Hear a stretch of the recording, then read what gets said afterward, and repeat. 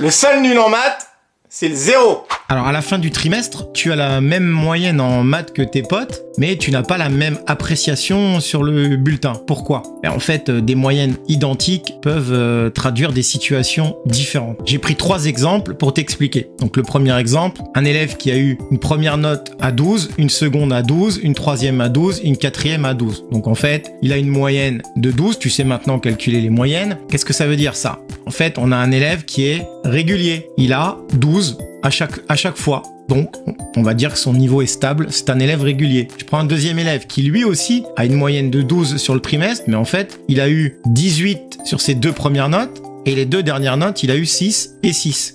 Ça veut dire quoi? C'est un élève dont les résultats sont en baisse. Il était très bon sur la première partie du trimestre, et nettement moins bon sur la seconde partie.